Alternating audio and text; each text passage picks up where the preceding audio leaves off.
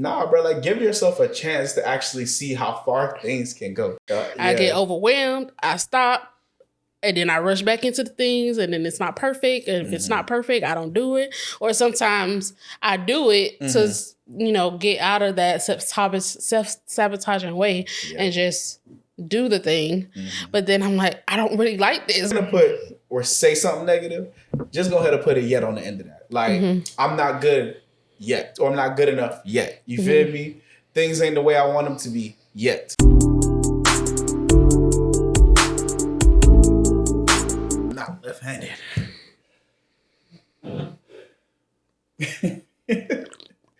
Y'all see how she do me? No, y'all like it?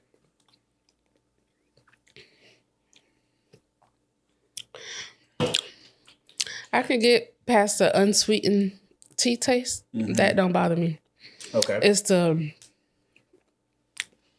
medicinal, like. It's the medicinal taste? Yeah, like the antioxidants, it's a vitamin C, and it's just, it don't balance out with that. Maybe a lemonade. Oh, I think you like the lemonade more than this one, than the peach one. You had a lemonade? Yeah. I had a lemonade and a tea and a peach. I didn't like neither of them. Or iced tea. I ain't like neither of them. I mean, it should be like straight lemonade, not tea. Oh, I guess. Like not a tea thing. Yes. Yeah, I mean, I feel you. Let me see. What? Oh. What? The ring? You want yours? That's fine. Whatever. Okay. All right. So, what up, family? Welcome back to Relationship Wise.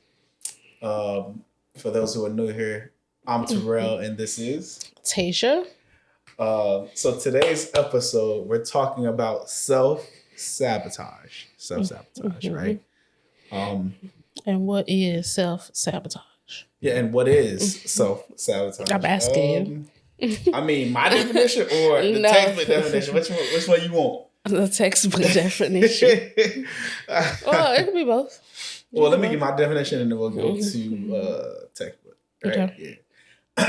So my definition of self-sabotage is when a person does things to minimize their own success, stop themselves from becoming what they need to be. And we see this a lot with people who are afraid for good things to happen to them, or they feel that bad things always happen to them. So yeah, that's my personal definition.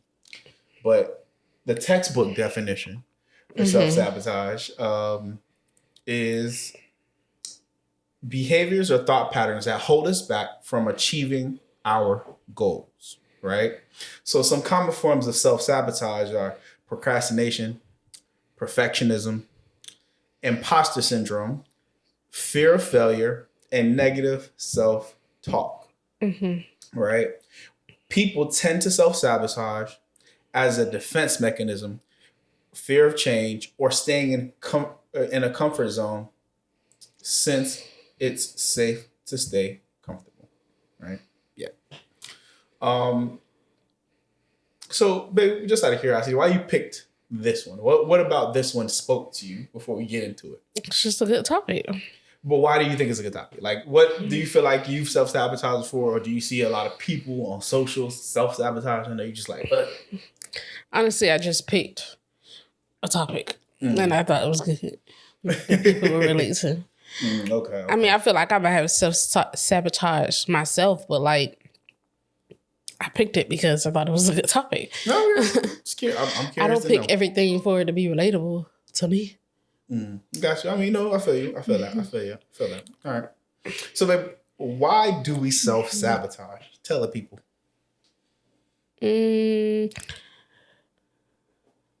So, you already talked about one point, fear of failure.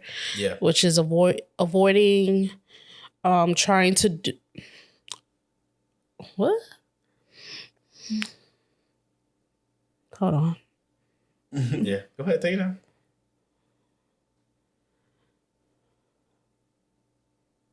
So, okay.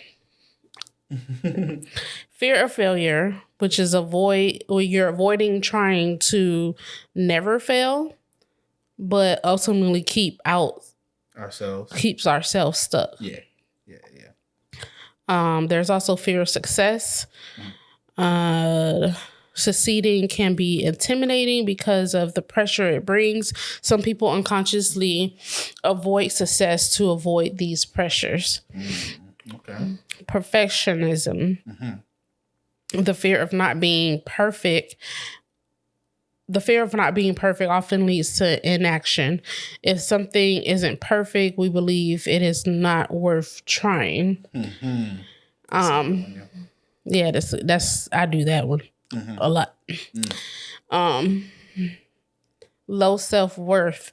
People who believe they aren't deserving of success may undermine their own efforts. Right. And control. So self-sabotage is sometimes about control. It's better to ruin things ourselves than to let external forces ruin them unexpectedly. Right. So fear of failure, right? So fear of failure. A lot of people really won't try things because they think they're gonna fail, and it's like, well, you literally have to be open to failing because that's the only way you can really, really succeed. Like, I think people feel like if they fail, they are a failure, and that's not true at all. You know what I'm saying? And I think that's where people get it twisted. Like, they feel like, damn, if I'm bad at something, I must be bad at everything. Why should I try? And it's like, get over yourself. You're going to be bad at something when you first try. That's the nature of life. Like, you're not supposed to be good the first time. You're supposed to just actually get good and better as you go. So yeah, fear of success is interesting, right? Do you think? Well, I'll have you talk about perfectionism, but for fear of success, I can kind of see why the fear of success can be a way to self-sabotage, because I feel like a lot of people have this thing where, like, if they become successful, then everybody is going to overly depend on themselves or on them, and it's intimidating, right? Like, the pressure can really get to people because they feel like, dang, once I get here, it's like I always gotta be on, and it's like I don't want to have to always be on and then be fake or da da da, or they don't want to have to per se be lonely or what have you. So that's an important topic too, because the success that we may have, we might feel like, you'll put yourself in a prison, so to speak. Like, imagine winning the lottery. Like, it sounds good at first because, like, oh yeah, I have a whole bunch of money. But then after that, like, how much fake cousins finna come out the woodworks? How much, like, how much people are gonna ask you for favors and hit you up who've never hit you up in a million years once you actually win the lottery? You know what I mean? So I can kind of see that as being a thing. So you said perfectionism, though, right? Which is the fear of not being perfect, and it often leads to inaction or even not starting, right? And if something isn't perfect, we believe it's not worth trying. So why do you think, for you, perfectionism is a self-sabotaging like thing? Something that you've like faced? Because I need not everything.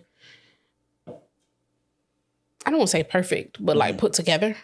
So like, even with the business, my business, like my personal business, if it wasn't like, I needed to be top tier before actually doing something. Even with this, the podcast, like, you kept saying, oh, let's try it, let's do it, let's go ahead and do it. And I'm like, no, we don't have the proper equipment. We don't have this, and you're trying to, no. I mean, and we still started without a top tier equipment. But we had lights. What did we record with as mics? I can't remember. We had these. Okay, so we had mics. I think we just had the cell phones, I think. I can't remember what it was. Yeah, you just use your cell phone as the camera, and then we didn't have the camera, but we had lights, we had everything else. That was better than what you was trying to do before. What was I trying to... Anyway, okay. I feel like... You were trying to use the old camera. Oh yeah, the old camera that only got like 30 minutes. That cut off. Yeah, at 30 minutes. Yeah, that's fair. Okay. I can see that. I just like to be. Right. Well, Yeah. I feel you. I think for me, I've had that before too, where I feel like if it's not going to be perfect, why try? But it's also like I had to kind of get over that idea that look, this not about to be perfect. We just gonna have to let it be what it is, because even when it comes to things like working out, I feel like um, I'm trying to aim for this perfect body type, or I'm trying to wait for the perfect timing, and it's like ain't no perfect timing to start working out. Sometimes you just literally got to start. Sometimes you literally just have to throw yourself into it in whatever moment, and just it don't got to be the perfect time. The perfect time, low key, I think is a scam. I think that's a way to quickly self-sabotage yourself. But yeah. Yeah, when it comes to that, only like perfect time. But Yeah, definitely. I don't think I've had like perfect time type of thing. I just want the quality of stuff to be up par. And if it ain't perfect, then I'm not doing You're just it. not finna attempt. Not yet. I feel that. Until I get to the point where I feel like it's doable. That's fair. I feel that. So it's worth putting out there. Because you want people to feel like it's decent, it's quality, it's not like it don't look sloppy. It ain't it look just like thrown together or whatever. I feel that. Okay, that's fair. Low self-worth. I mean, I think it's a little bit more self-explanatory, right? People who believe they aren't deserving of success may undermine their own efforts. I think that's low self-esteem or low self-worth people, because if you don't, the one of the true principles in life is that you actually got to believe you're worth a damn to actually try something, to actually reach outside of your comfort zone, to actually reach something that's a level of greatness, or seen that can be seen as great, whatever. So, yeah, a lot of people self-sabotage because they really don't have that higher self-esteem or develop that self-esteem level. So, yeah. And what's the last one, baby? Control? Yeah.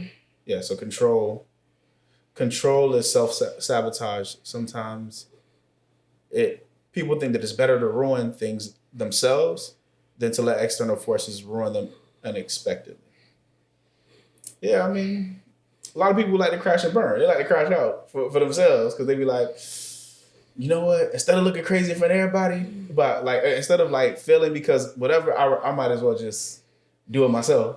And it's like, nah, bro. Like, give yourself a chance to actually see how far things can go. I think a lot of times, I don't know why I'm thinking about self-harm when I think about this one, right? But a lot of times in life, a lot of people feel like if others don't see people as being successful, they feel like, damn, like I'm a lame, I'm trash, I'm this. And it's like, bro, you really can't control what nobody else think of you. You really just got to focus on what you can control anyway. So it's like you might as well allow yourself to see how far you can go, how successful you could be, because people always gonna have their opinions. There are gonna be things outside of your control that you're gonna want to control, but fuck it, just let it be what it is. Build, take your time. You got this. You know what I'm saying? So only focus on what you can control. Don't worry about all the things you can't. Yeah, just. And then it didn't have this as a point, but it just mentioned it when you read it earlier about the negative self-talk. Yeah. You want to elaborate on that? So, well, negative self-talk. I mean, that's the rabbit hole conversation, but I'll give a few points, right? So, whether we're talking about spirituality or we're talking about psychology, negative self-talk is something that people gotta be aware of, right? Like even biblically, it says, life and death are in the power of the tongue, right? Which means a lot, but specifically when they mean death, they don't always mean the physical death. They mean like a spiritual or even an emotional death, so to speak, right? So sometimes when we talk down to ourselves or talk down on situations, they become exactly what we say they're going to be, or even if there is a potential good that we can glean from or learn from it or whatever, we sometimes only see the bad because we're conditioning our minds to see the bad, right? And psychologically, that's true too, because if you tell yourself something is going to go bad, you're gonna hyper focus and only focus on, dang, people always talking about me. Oh dang, see, we only got a certain amount of views, and I thought we should have more. Like, you only focused on, this is like when people go on like socials and they look at all the negative comments, right? And they be like, damn, I can't, all the negative comments. People just, and it's like, well, sometimes you got to look at it as people actually talking about you and looking at your content. An opinion is an opinion, good or bad. I know we hate the negative opinions. Go ahead and subscribe and drop a comment if you actually listen to this. But, like, a lot of times we look at the negative opinions and be like, oh my God, I can't believe, I don't want to be bad, But it's like, no, sometimes people need to actually have a negative opinion of it. People need to have whatever opinion of you. And don't allow that people going to have a negative opinion regardless. Facts. Like, even when we was looking at TikTok the other day of our videos, and like girls talking about, oh, help him, girl, I ain't helping him. And you was like, oh. And it's funny because you kept saying that, oh, they didn't even hear what I said. And I didn't even look at the video. I never seen that video. Yeah. So then I actually looked at the video.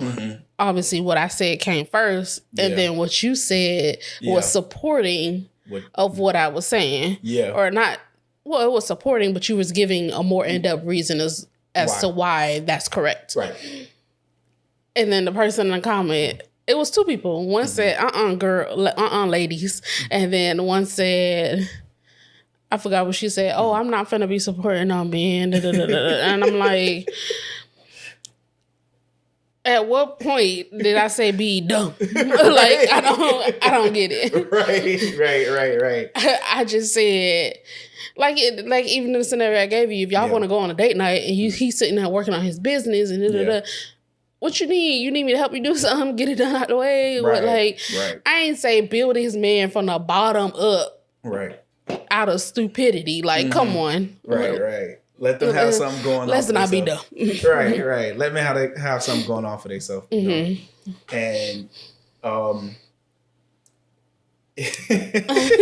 people just be funny, dog. Like, them comments be killing people sometimes, And a lot of times because people have their own negative self-talk, they allow them negative comments to get to them. You know what I mean? So don't worry about that negativity, bro. You got this. Build. But yeah. So how to stop self-sabotage? Yeah, some solutions for y'all last. One time for the one time. Yeah. Go ahead, baby. I was going to say the first one is self-awareness. So the first step in changing our behaviors is recognizing it. Right. So journaling, mindfulness, and honest reflection helps. No, I was trying to swallow. Oh, sorry. Honest reflection helps bring sabotaging behaviors to light. And simply being honest with ourselves, about this change? Honest with ourselves. Wait. That was me. My bad. Sorry, I put some crazy notes in the thing. Okay, yeah. And simply being honest with ourselves and asking, what about this change do I need or want to address? Oh, is he? Yeah, I don't know. Listen, I was writing my paper earlier. Y'all. I'm tripping. My bad. Yeah, it's me. I can read. It's him. Yeah. But yeah, so simply being honest with ourselves about the change that we want to see and address and that we need to address, right? Even though that's not even what it say. But yeah. The next point is reframe your mindset. Replace negative thoughts with empowering beliefs. Instead of thinking, I'm not good enough, shift to, I'm learning and I'm improving every day. Or including statements that end with yet.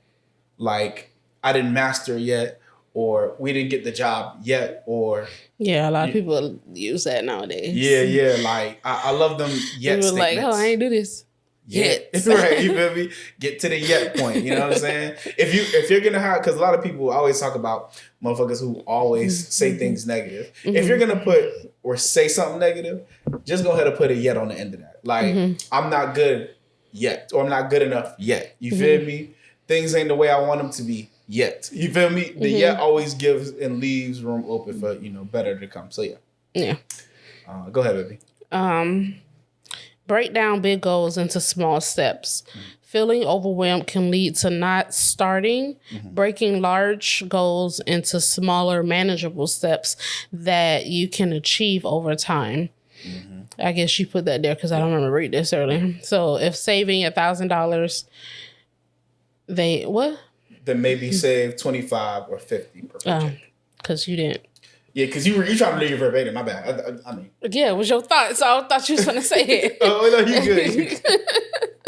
Yeah. So, but if saving $1,000, then maybe save 25 or 50 per paycheck, basically.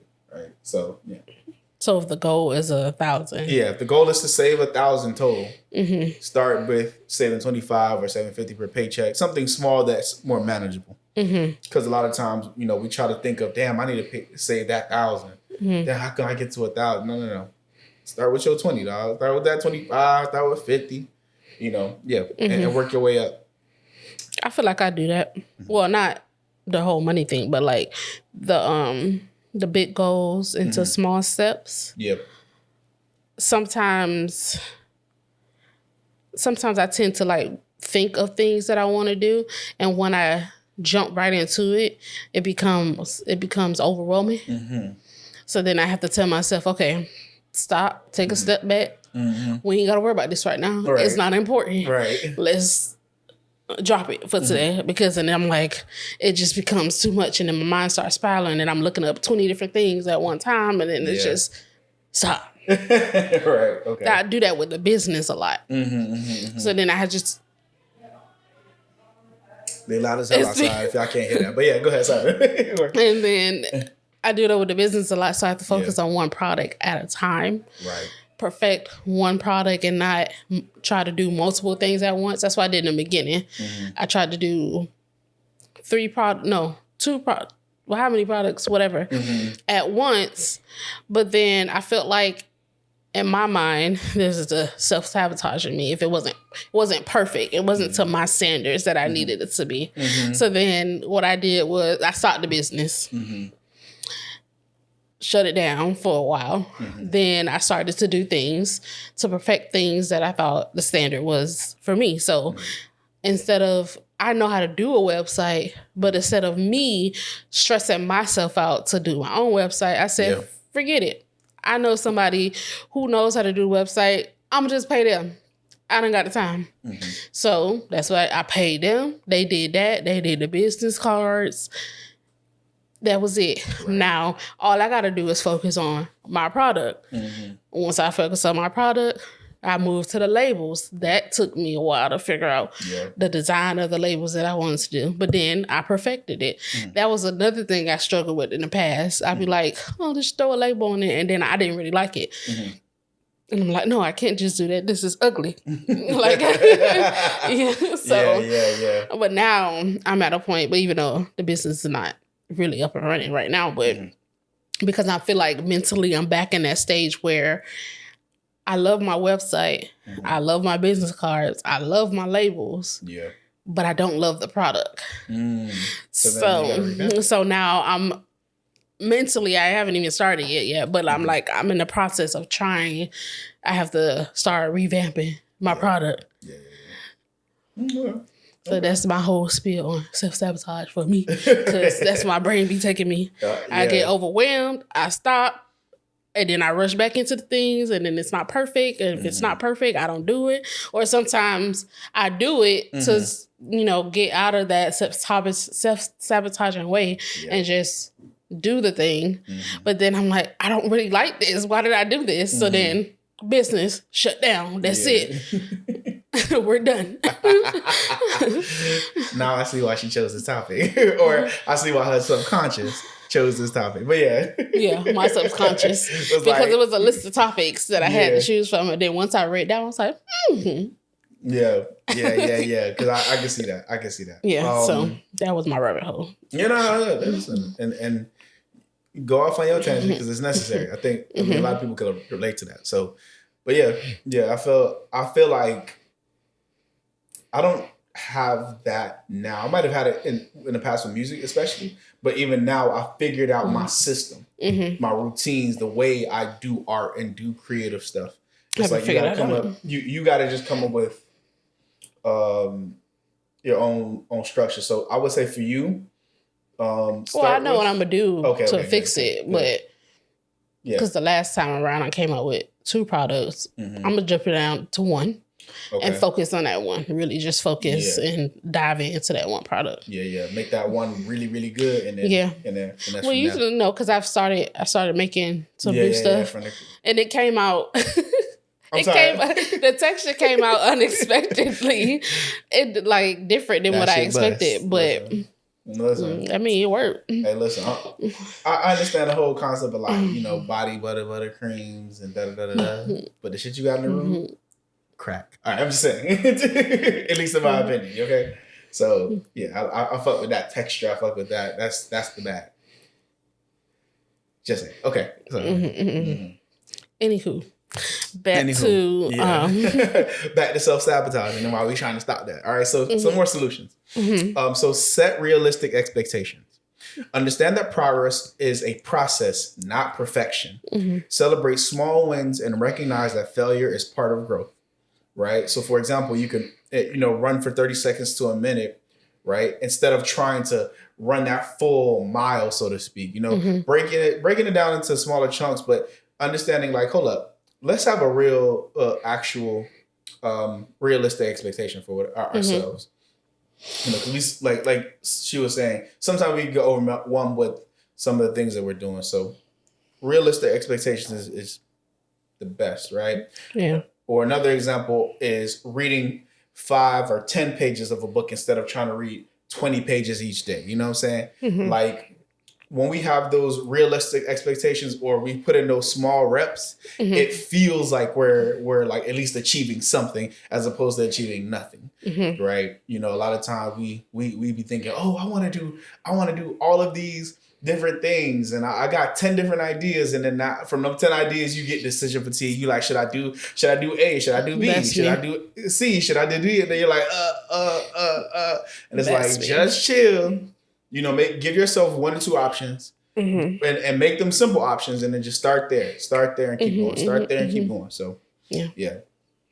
One of the last things is practicing self-compassion, right? Often self-sabotage stems from harsh self-criticisms, right? So learn to be kind to yourself and practice forgiveness when you fall short. Lord have mercy, this is fact. I ain't gonna hold you. I probably got a lot of self-compassion because I be fucking up a lot, and I be like, I think it just be trying. Like I just be trying. Like I don't mean to make mistakes, but I also am like, you know what? I know I actually tried my damnedest, or I gave it a fair shake. Ooh, so I don't be too harsh on myself. But that's what about you, babe? Do you feel like you are harsh on yourself? No. Okay, good. I don't think so.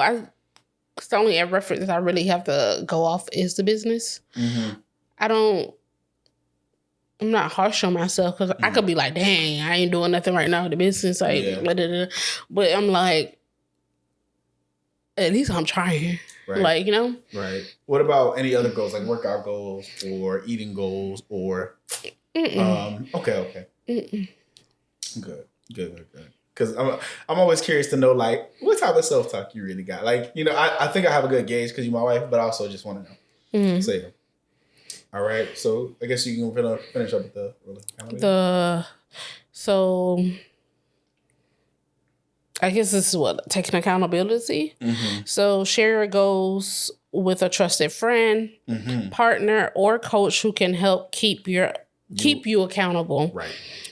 This reduces the likelihood of self-sabotaging and isolation. Right. So, it did say partner. I was about to say you can share it with your partner. Like you said, the friends. I don't consider getting a therapist or a coach or a mentor. Yeah. Share goes with. So then if something, even if you start to self-sabotage yourself, then obviously if you're speaking with somebody else about it, they can kind of like reel you back in and be like, no. Yeah. Talk to that friend about, keeping you accountable with some of your goals. And, especially I heard, I think it was the brother Nuri Muhammad from the NOI. He said, when you're trying to give something up, tell everybody, right? Like if you're trying to give up smoking, for example, tell everybody you're trying to do that. So that if anybody see you doing it, they gonna check you on it. You know what I'm saying? If you got to give up gold, tell everybody about it. They could box you upside the head. You feel me?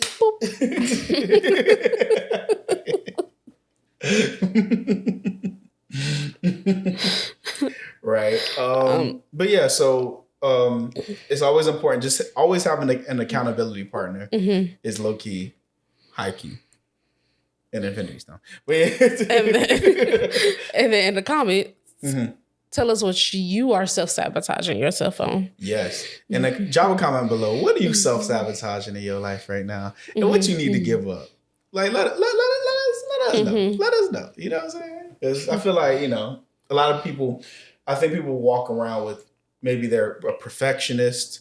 Maybe they have a fear of failure or a fear of success, right? Well, we didn't talk about the main things since we talk about relationships. People self-sabotage their relationships. That's true too. Okay. Friendships and dating too. Right. So, okay. What do you think when it comes to friendship and dating? Well, let's talk about friendships first. Okay. Why do you think people self-sabotage when it comes to friendships? Or how? Like what ways? Give me a way or two. I don't have a good example because I don't really know. But what I could assume maybe is because let's say the friend. Okay, let's say if the one friend is married. I don't know, maybe got a family, whatever. The other friend's single, whatever. Still struggling, dating, but she she got her friend who's married, and she trying to look up to her or be like her or whatever. And then maybe because there's that disconnect in her life. Yeah, the single friend's life. In the single friend's life, that she may start to self-sabotage her friendship. They might get in more little petty arguments over stuff. Like, it's not even all because she really just not like, not happy with the way that things are going in her life, and she's looking at her friend life and like, oh, she married, she about to have a baby or whatever. I guess maybe that. Yeah, so a big key family is of self-sabotage that I think we didn't cover was stop comparing yourself to other people. That right there, if you could stop comparing yourself to other people for like a minute, your life would run a lot smoother. Because really and truly, ain't nobody in the world like you. I think you just said it. That's what it is. That could go for both friendships and dating. Because in a dating aspect, the new girlfriend could be stroke. The new girlfriend could be comparing herself to the ex if she knows about the ex, because I'm pretty sure when you get in a relationship, the person does talk about what their past relationship was like. If you don't, you should. I don't know, but I'm not enough to like be rubbing it in a person's face, but to know, just know where you come from. Keep it surface level. Don't want the detail. Basically. But if they do that, then she's comparing herself to the ex who's not there, then or even in her past relationship, let's say her ex-boyfriend comparing her new guy to him and stuff like that, and then that'll cause self-sabotage. Yeah, that's true. Because we could argue that maybe some exes might have a quality or two that might be better than our personal our partner or whatever. We could argue that, whatever. But it's like you got to just learn to really appreciate what's in front of you, right? Not because I think in like a perfect world, I feel like we would love to like cherry pick the details of our exes and then put them into a person and be like, yeah, I want a person with this body and this mindset and we could kind of. But it's like, nah, bro, like that person don't even exist. And you self-sabotaging because you're believing a fantasy or a lie and true. So it's like, just chill. Just let yourself just be. You know what I'm saying? I got a perfect example. Oh, okay.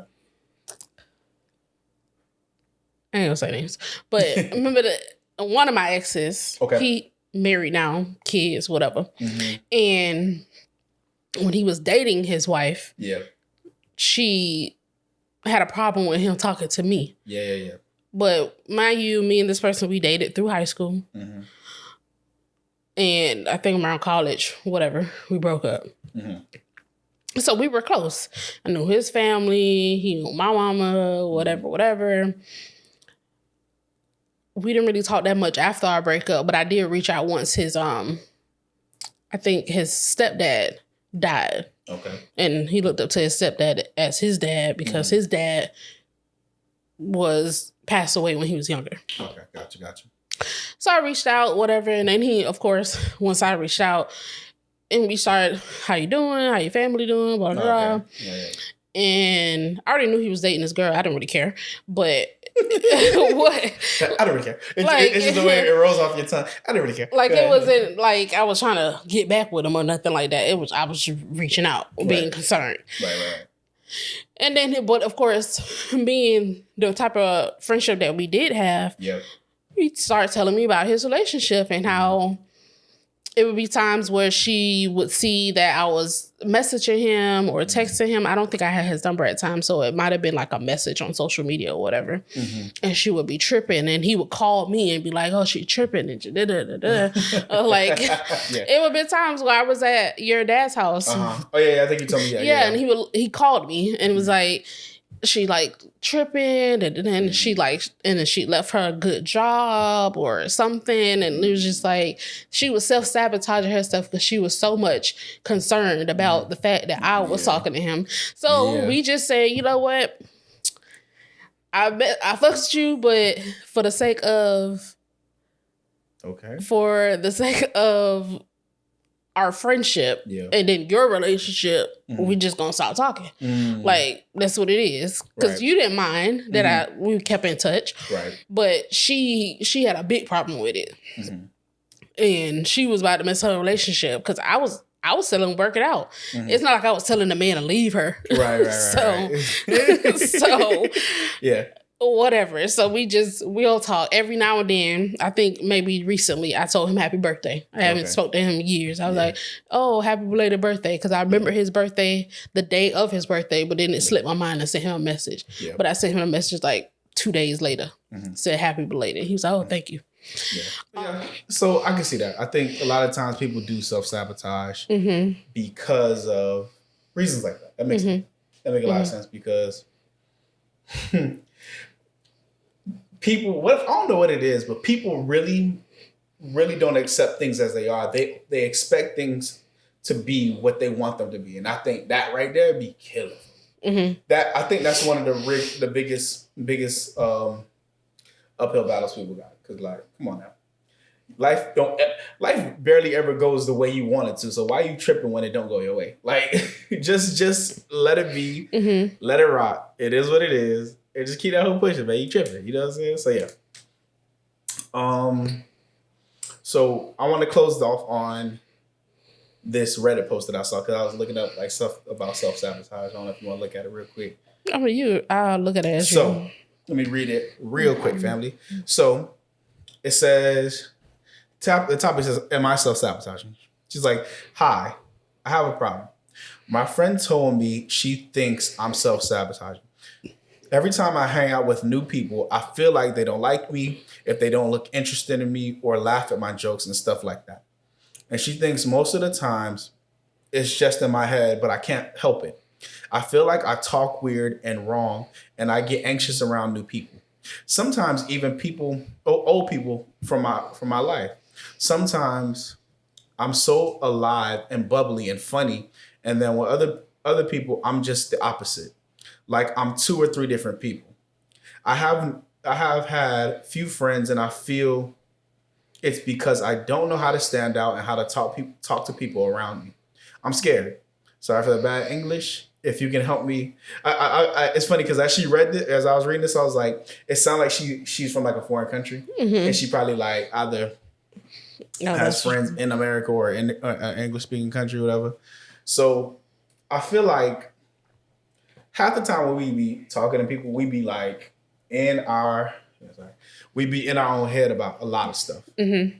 So we got to be careful of that because no, like just because you in your head and things aren't going the way you want them to go don't mean anything is wrong.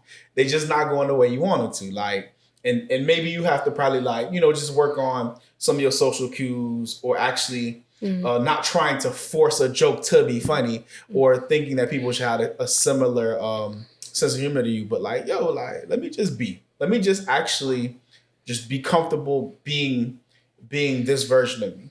You know what I'm saying? So she got a self-esteem issue. Yeah.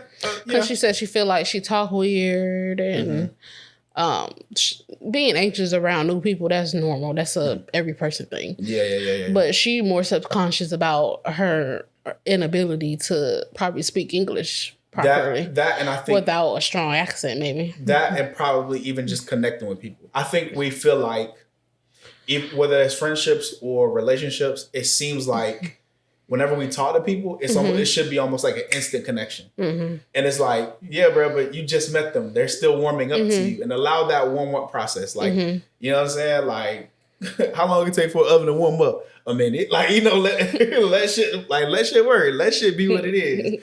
Don't have this set expectation for how shit's supposed to go. I'm telling you. I'm just laughing because you gave an oven references in, and I'm about to say, let it breathe. Let that shit breathe, man. I'm telling you. Listen, we was cooking so much the camera down there overheated on us. So but hey, yeah. Any last thoughts, baby, before we clock out? No, not at all. Nothing about self-sabotaging. And tell these hoes not to self-sabotage their life and find healing. No advice. I mean, if none, I'm just being extra. I'm trying to make you laugh. Truly like. No. I can't think of anything else off the top of my head. Okay. Yeah, man. But go back to what we were saying earlier in the video, y'all. Just take things one step at a time. Don't force yourself or anybody else to have an extremely desired outcome the first time or the second time you do something. Do it with the hope that you're just trying to learn a new skill, try something different, and don't have an extremely high expectation, but have a basic one. You feel me? Because especially if it's something that you're getting used to. You know what I mean? I think a lot of time we put pressure on ourselves to have a specific outcome. And I think that's what leads to self-sabotage the most. We have a desired outcome, a specific way things should go. And if we learn to let go of that outcome being so specific and letting it just be what it is, we'll be happy. So, yeah, man. Stop self-sabotaging. But this has been Relationship Wise. I've been Sorrell. This is Tasia. Peace.